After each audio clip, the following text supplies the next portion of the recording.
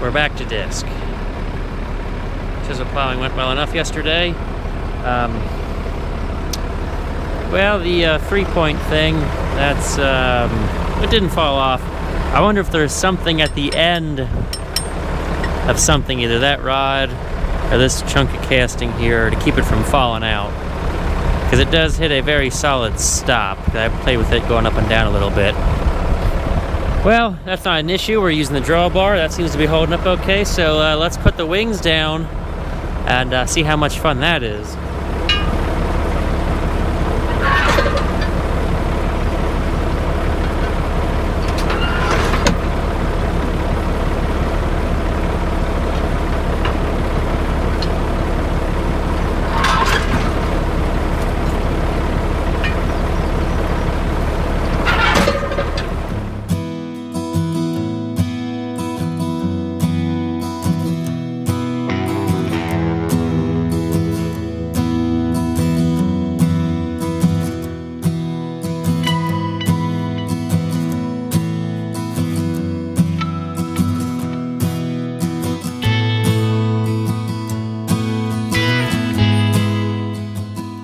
Okay, another side note. We're going to kind of hop up above the disc here.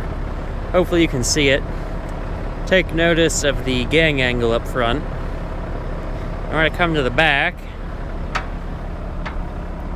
And hopefully you can kind of see something. That the camera doesn't distort it too badly. That's where it was sitting with a little rust.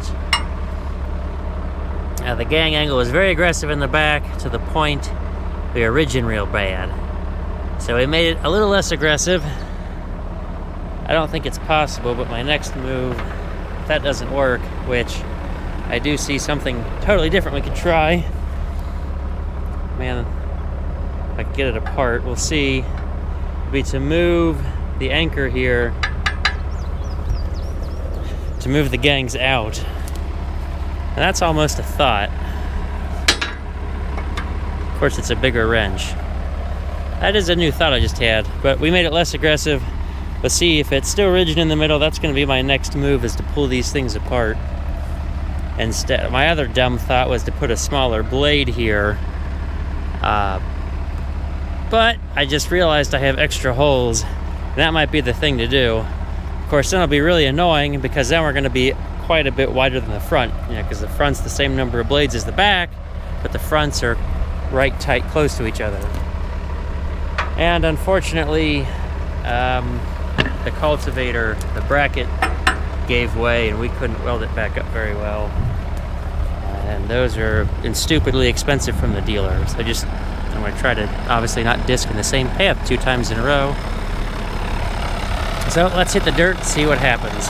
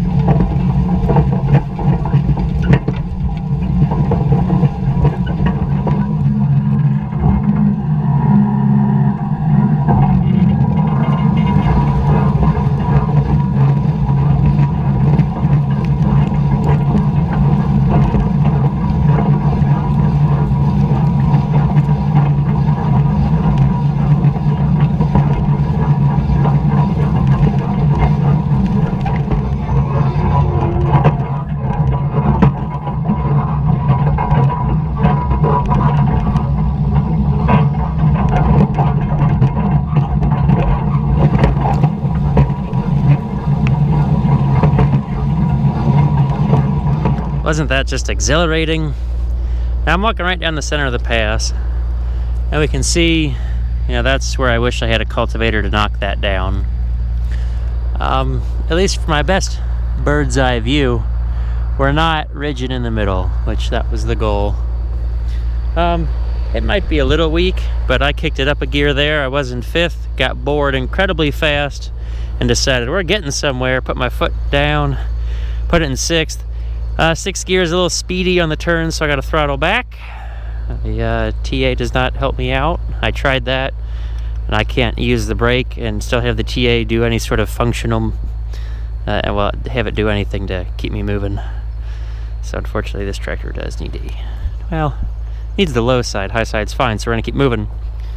It's breaking it up nicely. I should be able to come back with the anhydrous applicator hopefully later this afternoon. I'll put anhydrous on this. So stick around for more fun disking action. Well, I gotta kind of toot my horn a little bit on this one, because the field is a little chopped up by a waterway up ahead. I had disked the other side of it over to where it ended, and then worked my way back. Just kind of came straight past it and worked my way back. And with no GPS, I left myself a pretty even pass to take all the way back. It doesn't get narrower, at least not any more than a foot from that end to this end of the field. I guess, I mean, you can say I cheated, because I always followed the ridges that I chisel plowed. I'm not cutting across them. It's still, there was some ruts there before I chisel plowed. Still a little rough in places. I wish I had a breaker bar for the back of our chisel. But sometimes I don't know if I have enough extra muscle and power to the ground to pull any more weight. Like, I would love to pull a harrow behind the chisel plow sometimes, especially where it's working up real nice, to go ahead and smooth it out and almost save a pass of the disc. As we come to this end, I mean, it's not getting too close. It's not quite a good full pass of the disc. Hey, look, shade. It's called dust. I took the door off for more air conditioning. And the problem is my next pass is going to start way up there in the corner. So I might go for a bit of a drive. This is the waterway I've slowly been establishing. I took over the field. This was about an axle breaker. Mostly my establishment has been not tilling through it and trying to get some grass to grow and not spraying there. Yeah, previous renter, just kept spraying through it, killing everything off when there's no roots to hold the soil where the water flows. Wow, hopefully you can see how that is sexy behind the disc. That is absolutely hot. At least on this front section, one more pass and we're ready to put seed in the ground. Towards the back it was a little wetter. This is a patch of thistle I need to come back and spot spray, get some Roundup and some heavy killer on. I didn't chisel plow because I didn't want to dig up the roots and create more thistle plants. Trying to leave it as intact as possible, so it's one cluster of a single plant. That's the joy of thistle. That those clusters you see, there's a good chance most of those sprouts are all connected. They're like a big fungus. Like some, I'm trying to think of a good example. I guess fairy circles, those are all interconnected. There's even some funguses that grow with the redwoods out west in California. They're mycorrhizae, and they're microfilaments.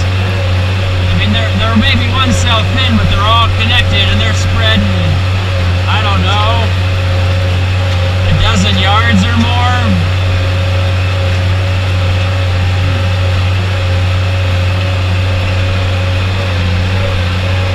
Yeah, once you get past those two big ditches, it's not as dry in this back section. Still working up pretty nice. I chisel plowed much of this section where I'm working now in the rain. I like drizzle. It was supposed to be more of a thunderstorm, and I don't know how, like 2 cells just went around us. I saw big red blobs to north and the south of the field on the radar, and I thought we were going to get hit some way or another. But the rain wasn't too bad, didn't make the top too greasy. I stuck with it, chiseled through the rain, came back yesterday morning and finished up.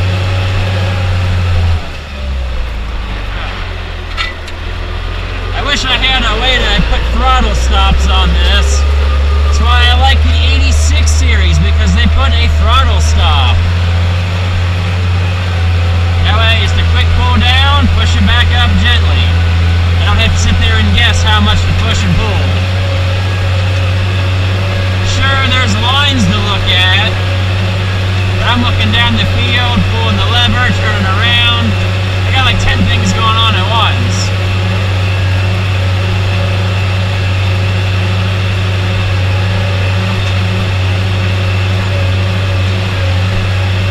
Now, right where we're at right now is one section of the field is what I like to call scary flat.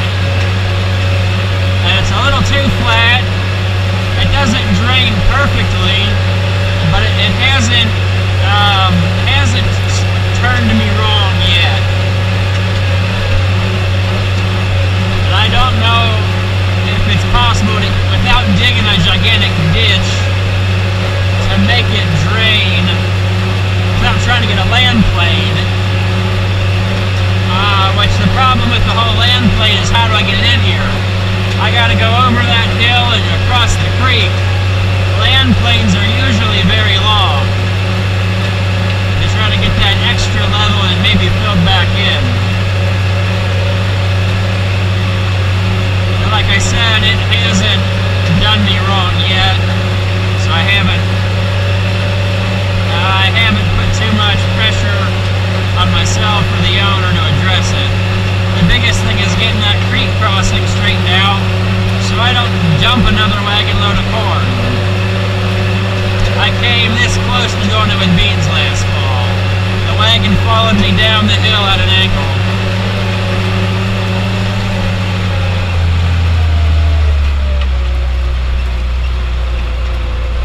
Let's see what else has happened in this field. If everybody remembers from last fall, this is where I had the gleaner do the custom harvest for me.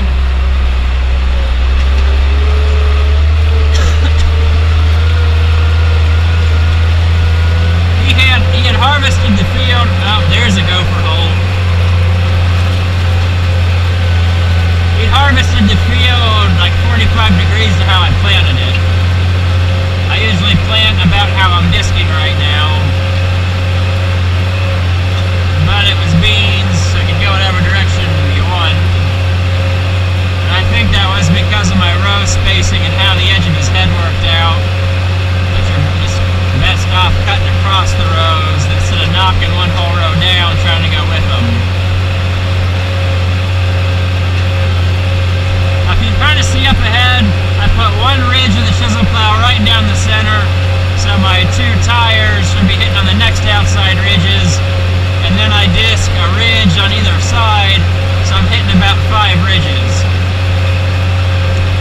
I have never measured to know what sort of spacing's on them, but I figured they're at least 30 inches.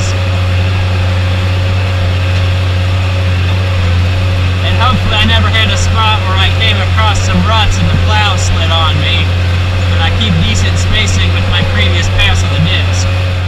Well, sorry. There wasn't so much more disking after my talking, but it went well, and we are leaving the disc behind. See ya. So I can go home and get the anhydrous applicator.